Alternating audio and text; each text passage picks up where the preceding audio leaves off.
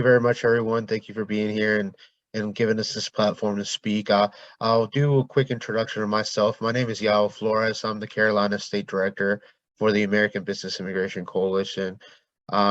We are a bipartisan coalition of about 1,200 CEOs, employers, trade organizations across 17 different states, such as the Carolinas, both North and South Carolina, Texas, Georgia, Florida, Arizona, and Idaho, among a few others as well. Our mission really overall is to promote common sense immigration solutions that are led nationally and locally in each chapter. The Carolinas was founded back in March of last year, 2021, by co-founders Hugh McCall, retired CEO of Bank of America, Martin Eakes of Self-Help Credit Union, Marty Cotis of Greensboro, he's a restaurateur entrepreneur, and Bob Page of Replacement Limited in North Carolina. And then recently we added Reese Bailey, Latin American Chamber of Commerce Presidents in Charlotte. Nationally, we have partners, or we have national board members, such as, like I said, Martin Eakes, Self-Help CEO. We also have Mike Fernandez, Chairman of MBF Healthcare Partners, Andrew Tisch, CEO and Chairman of Lowe's Corporation, and a few others as well, with really started by John Rowe, Chairman of Exelon Corporation.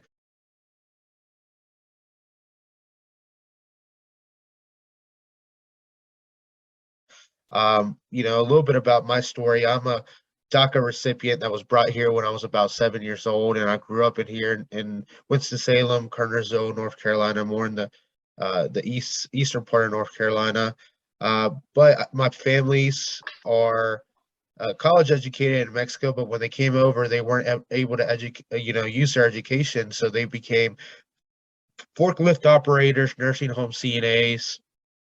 They really start their own businesses as well. That really self-motivated me to do the same. As a DACA recipient here, we pay out-of-state tuition. So one of the things that I did to really overcome that was start a couple full-time businesses, work full-time as well, while still doing my college education to self-fund my college.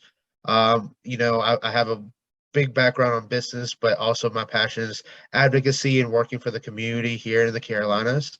That when I had the opportunity to kind of merge both with ABEC, it was a no-brainer for me to work with my community and advocate for it.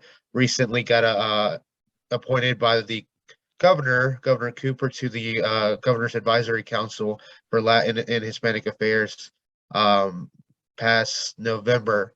It's been very, very well. We're growing so far and a lot of good stuff. And I also wanted to bring on Juan Carlos. He's our deputy campaign director. Also helps out as the Texas state director to introduce himself. Thank you so much, and thank you, Victoria and Isabella, for allowing us to present to the group. I'm Juan Carlos Cerda. I'm the deputy campaign director for ABEC.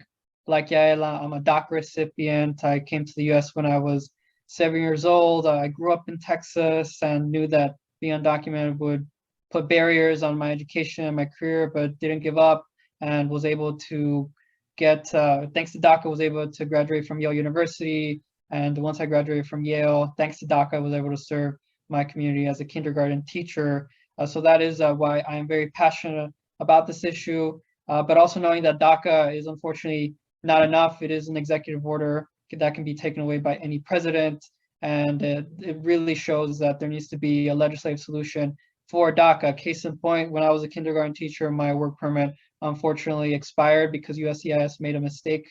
Immigration didn't renew my work permit on time, and as a result, I was asked to resign from my job because I didn't have a valid work authorization. So it just goes to show that if you repeat this situation 600,000 times, that's the number of DACA recipients that currently have DACA, that you could put 600,000 jobs at risk. So that's why this issue is very important to our business community.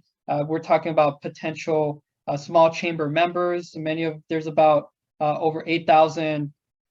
There's more than 8,000 dreamers nationally who have small businesses. So it's also very important for our small business community to continue to encourage the dreamers to become small business owners and to join their local chambers and associations to develop themselves as entrepreneurs. So that's just a little bit about me and why I'm passionate about this work, and happy to talk more about the anniversary yet.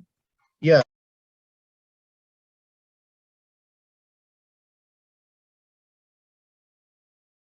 Yes, so as I alluded to, and as Yael alluded to, the 10th anniversary for DACA is very special because over 600,000 DACA recipients have been able to get an education, start a career, buy a home, start a family as a result of being able to be protected from deportation and have authorization to work. So why celebrate the anniversary? Not only because of the contributions to Dreamers to our economy and our nation, but also with the reality that the Supreme Court of the United States will be taking up the case against DACA this upcoming year. As early as later this year, they will decide whether the DACA program is constitutional. Already a federal court judge from the state of Texas has declared that DACA is probably unconstitutional and ordered that no more new DACA applications can be accepted, which unfortunately means that younger dreamers who have not yet applied to DACA because they were too young, they have no ability to access DACA, and many of them are going to be graduating into the shadows or already graduated into the shadows with the inability to work, legally drive, or to be protected from deportation. Add to that, many younger dreamers who came after the year of 2007, which is a DACA eligibility requirement. Many of these younger dreamers too do not have DACA, and they are essentially unemployable and will be unable to be protected from deportation. So that just goes to show that we need a permanent legislative solution or a DREAM Act for dreamers to be able to continue their education, their career, and to have certainty in their lives in our country. So what does this mean for the anniversary, and why we think the anniversary can be a special opportunity to uplift the urgency of a DREAM Act? Well, apart from the SCOTUS case and the urgency of younger dreamers to graduate and to be career ready, there is the political reality as well that the US House of Representatives might flip to Republican control, and the Speaker of the House could potentially be Representative Kevin McCarthy of California, who has publicly said that he will not bring up any immigration legislation that gives quote unquote amnesty or a path to citizenship to any immigrant, including dreamers. So that means that if we do nothing before the next Congress is sworn in on January 2023, that we will be unable to pass any immigration legislation for the next 2 to 3 years.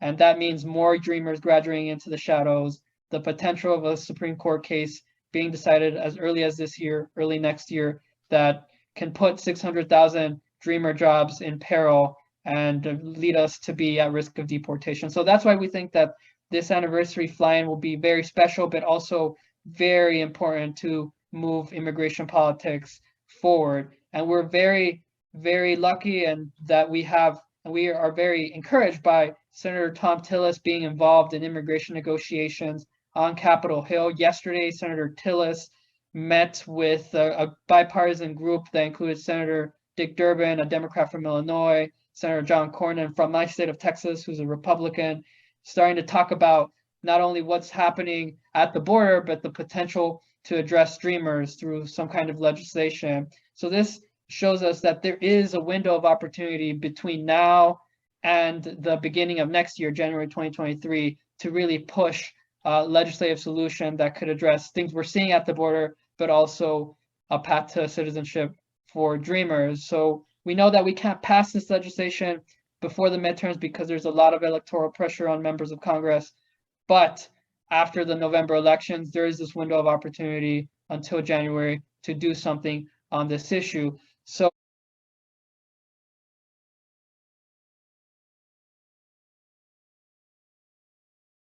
our goal is to have over 100 dreamers and 100 business leaders from across the country flying into DC to meet with our senators, including our senators from North and South Carolina, Tom Tillis, Richard Burr, Tim Scott, and Lindsey Graham, who actually has co-sponsored a DREAM Act that would address this issue. So that is the big idea. What it will look like specifically day by day, it will be from January 14th through January 16th. Yael did send an itinerary out, but to go over it, It would be basically business leaders flying into DC on June, I'm already thinking it way ahead, June 14th.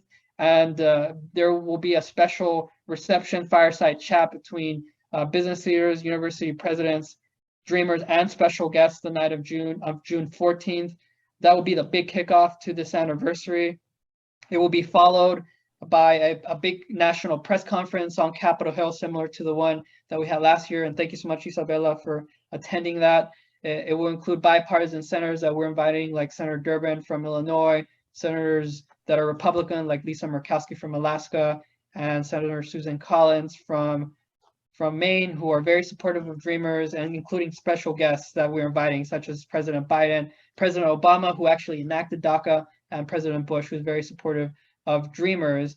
So that is what it will look like in the morning. It will be followed by Capitol Hill visits from 10 a.m. Eastern up until 5 p.m. Eastern time. We'll meet with our senators from the Carolinas at that time, and we'll wrap up the anniversary with a special celebration of the contributions of Dreamers. So but those details are still being worked out, but potentially it could be showcasing what Dreamers have been able to do in the past 10 years thanks to DACA, including becoming police officers, lawyers, businessmen and businesswomen, and talented and skilled workers for many companies. So that will wrap up the anniversary activities, and everybody will fly back from DC on June 16th, which is a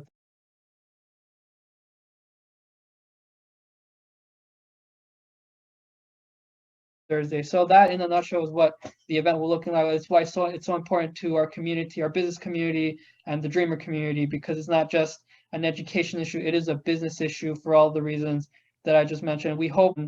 Thank you so much for the opportunity to present this to you. Yeah, do you want to add anything else? No, absolutely not. I think everything was pretty well. Like Isabella said, it was an honor to have her there. But for her, I would like to see if she would want to share a little bit about what her thoughts were on that event, since she was there. Yes, absolutely. I just want to tell to all the other people who's here listening to Jael that they are the real thing. They are doing a very intense job. They are a bipartisan group. Very interesting for me to see all the connections that they have, all the work that they are able to do, and all the experience that I was able to have joining them in this experience I have with them in Washington. So again, my advice is, for example, Vicky told me that she's very interested in attending. So I really would like to see Victoria there this year. I mean, if that can happen, that would be very, very good for us as an organization, as a local organization. I would love to join as well again. I'm trying to see how my schedule is right now. As some of you know, I'm no longer co-chair of the Latin American Business Council, but I'm still, I consider myself a strong advocate of the Latin community, local Latin community. Is it like an online campaign, letters that we can send, that we can activate the community besides being present there? Yes, absolutely. For those business leaders and for those business leaders who can go to DC and those who unfortunately cannot join us, we will have a template letter that we will be sending to Senators Tom Tillis and Richard Burr. It will be a sign-on letter that we will be drafting in the next coming weeks, and we will start circulating shortly, and we'll share with you before the fly-in so that we can hand deliver this letter to the offices of our senators from North Carolina. So that will be shared with you shortly, and thank you so much for that question. Okay, good. Thank you so much. All right. Thank